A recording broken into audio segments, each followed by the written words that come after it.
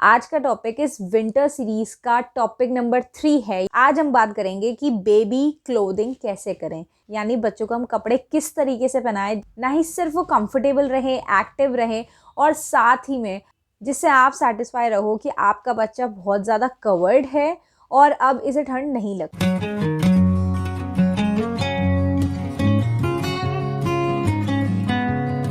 Winters में हमें बहुत ज़्यादा ध्यान रखना पड़ता है बॉडी टेम्परेचर का बच्चे की। अब ये बॉडी टेम्परेचर कैसे फ्लक्चुएट करता है, देखो हमारे जैसे घरों में हर रूम का टेम्परेचर अलग है। किसी रूम में बहुत ज़्यादा हवा है, ठंड है, किसी रूम में बहुत ज़्यादा धूप आती है, इस वजह से वो रूम गर्म रहता है। तो इस चीज़ का हमें एज मदर्स, एज पेरेंट्स इस चीज़ का ध्यान रखना है जब तक आपका बच्चा इतना स्टेबल नहीं हो जाता। न्यूबॉर्न बेबी हो, टॉडलर स्टेज में हो, जब तक आप उसे लेयरिंग नहीं करोगे जब तक वो अनकंफर्टेबल ही रहेगा। अब लेयरिंग से मेरा क्या मतलब है वो तो मैं आगे समझाऊंगी, पर जितना आपका बच्चा कंफर्टेबल रहेगा उतना ही वो सर्दियों में एक्टिव रहेगा। अगर बच्चा एक्टिव है, खेल रहा है, अपनी ही मस्ती में है, टाइम पे खाना खा रहा है, तो मदर्स के लिए वो थोड़ा फेज़ ईजी हो जाता है। तो मैं ये जितनी भी वीडियोज़ लाती हूँ ये सिर्फ हम मदर्स के लिए, मेरे एक्सपीरियंस के साथ मैं कोशिश करती हूँ कि इजी हो जाए हमारी ये जर्नी। तो make sure you subscribe the channel अगर अभी तक नहीं किया है, और बेल आइकन भी दबा देना। अब आते हैं दोबारा टॉपिक पे। मैं टॉपिक से गई हूँ भटक। देखो सबसे पहली चीज़ तो ये है कि आप मोटे मोटे स्वेटर ये मत सोचो कि मैं जितना ठूस दूंगी बच्चे के ऊपर उतना ही वो बच्चा कंफर्टेबल रहेगा। हृदयांशी 6 से 7 लेयर्स पहनती हैं, बट वो इतनी कंफर्टेबल रहती है, और वो मैं बताऊंगी आगे कैसे, कि ना ही उसे ठंड लगती है और ना ही उसकी एक्टिविटीज़ में कोई कमी आती है।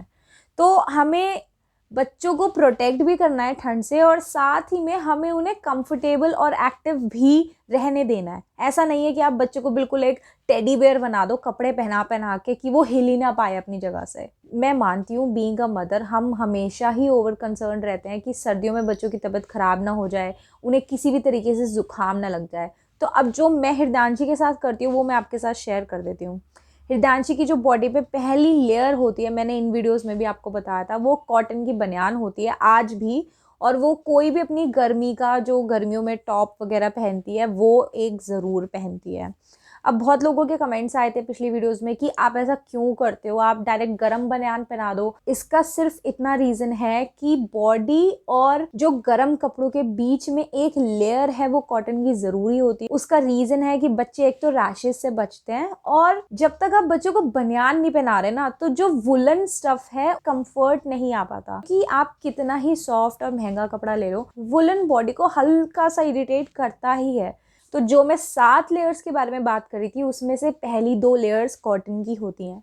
तीसरी जो लेयर होती है वो होती है कोई गरम बनियान, कोई स्कीवी, हाई नेक, या जो भी पतला एक गर्मी मतलब ऐसा जो सितंबर अक्टूबर वाले मौसम में हम बच्चे को पहनाते हैं उतना पतला एक कपड़ा। पूरा सेट का जो अपर है वुलन वाला वो काफ़ी मोटा होता है, एक वो लेयर मैं मोटी पहनाती हूँ। ये मैं आपसे चौथी लेयर के बारे में बात कर रही हूँ। पहले कॉटन की बनियान, फिर कॉटन का टॉप, फिर तीसरा एक स्कीवी, चौथा जो आता है वो थोड़ा और ज्यादा मोटा होता है। पांचवी जो लेयर होती है वो हमेशा एक मोटा अच्छा हाथ का बुना हुआ, मेरी मदर इन लॉ का हाफ स्लीव्स का स्वेटर होता है। तो वो उसका पूरा एरिया, चेस्ट एरिया यहाँ तक पूरा कवर कर लेता है। जो आपकी पांचवी लेयर होती है ना, मैं यहाँ पे एक अपनी ट्रिक शेयर कर देती हूँ। वो आप अपने बच्चे के प्रेजेंट साइज से 2 साइज बड़ी लेना। उसका रीज़न है कि वो ऑलरेडी 4 चीज़ें पहन चुकी है। अगर मैं उसी के प्रेजेंट साइज वाली चीज़ उसे उन्हीं कपड़ों के ऊपर पहना दूंगी तो वो बहुत ज़्यादा कंधों से और अंडर आर्म से टाइट हो जाएगी।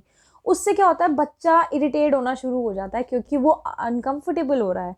अगर आप इस चीज़ को थोड़ा सा स्मार्टली करोगे कि पहले की 3 या 4 लेयर्स आप प्रेजेंट साइज की पहना दो, और 5th, 6th और 7th लेयर जो आपकी है आप वो उसे थोड़ा सा ओवर साइज खरीद लो। देखो बीइंग अ मदर मैं सही में बताऊँ, मैंने आज तक हृदयांशी का कभी प्रेजेंट साइज का कपड़ा नहीं खरीदा, चाहे वो सर्दी हो चाहे वो गर्मी हो, क्योंकि हमें पता है बच्चे यूं बढ़ जाते हैं।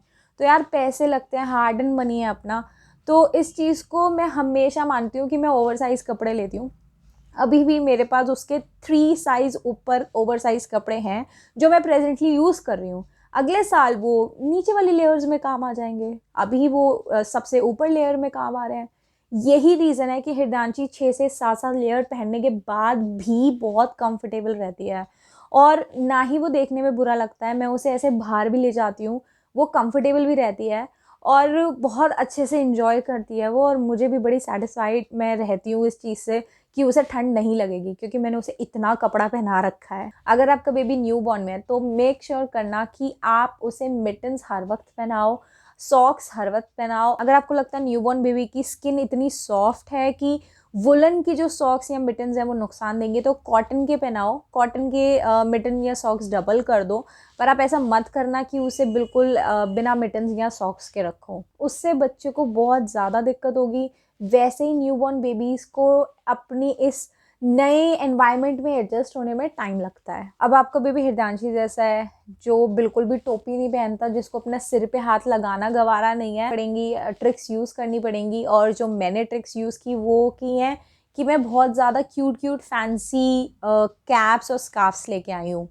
मतलब हृदयांशी नॉर्मल टोपी नहीं पहनती, मुझे नहीं समझ आती कि वो क्यों नहीं पहनती। पिंक कलर की, येलो कलर की, बहुत सारे कलर्स हैं उसके पास, बट वो नहीं पहनती। तो लास्ट में मेरे को जो एनिमल्स उसे पसंद है, उसे एनिमल्स बहुत पसंद है, जैसे टाइगर, लॉयन, मंकी, ये सब बहुत पसंद है। तो मैं एक ऐसी ही पूरी रेंज बना रखी है मैंने स्कार्फ्स की, जो कि बहुत क्यूट है। मैं साइड में वीडियोस दिखा दूंगी आपको। और वो पूरे यहाँ तक कवर होके इतने लंबे नॉटेड आते हैं जिससे यहाँ पे बच्चे का गला भी नहीं दब, कंफर्टेबल है, क्वालिटी अच्छी है। मैंने ऑफलाइन मार्केट से लिए थे। अगर मुझे ऑनलाइन लिंक मिलेगा तो मैं डिस्क्रिप्शन बॉक्स में दे दूंगी। जब वो एनिमल प्रिंटेड स्कार्फ्स देखती है तो उसे पहनने में दिक्कत नहीं होती। ये वाली बात मैं ऑलरेडी पिछली वीडियोस में शेयर कर चुकी हूँ, बट मैं रिपीट कर देती हूँ। अगर आपका बेबी न्यू बॉर्न है तो आप उसे नॉर्मल कपड़े, जो हमारा टॉप और पजामा या पजामी टाइप की होती है, उसे पहनाने की बजाय जो पूरा वन सेट होता है वो पहनाइए, जिसे वनसीज वगैरह बोलते हैं।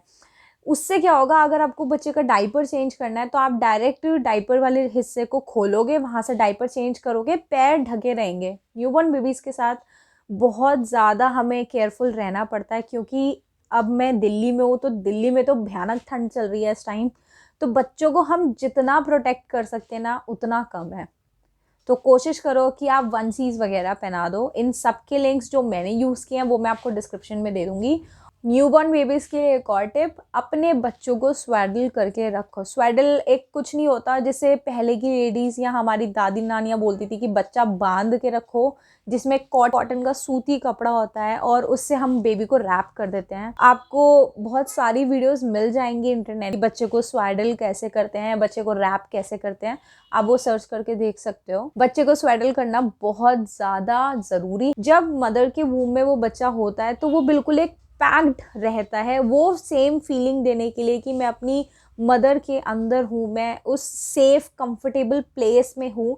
बच्चे को स्वेडल करना स्टार्टिंग में बहुत ज़रूरी है। अपने कपड़े पहनाने के बाद और स्वेडल करने के बाद आप वन पैकर्स ले सकते हो, जैसे ये पूरा जिप पैकर्स आता है, मैंने 2 का सेट लिया था। तो आज के लिए इतना ही। आई होप मैंने आपके साथ बहुत यूजफुल टिप्स शेयर की हैं जो आपके काम आएंगी। अगर आपको इस वीडियो में कुछ भी अच्छा लगा या आपको कुछ भी पूछना है तो आप मुझे कमेंट कर सकते हो। मुझे बहुत अच्छा लगता है जब मेरी वीडियोस पे कमेंट आते हैं, मुझे पता चलता है कि मेरी मेहनत किसी के लिए यूज़फुल है। तो अगर आपको वीडियो पसंद आ रही है तो प्लीज़ इसे लाइक करिएगा, मेरे चैनल को सब्सक्राइब करिएगा। मैं ट्यूसडे, थर्सडे, सैटरडे दोपहर को 12 बजे इस चैनल पे मदर सेंट्रिक कंटेंट अपलोड करती हूँ।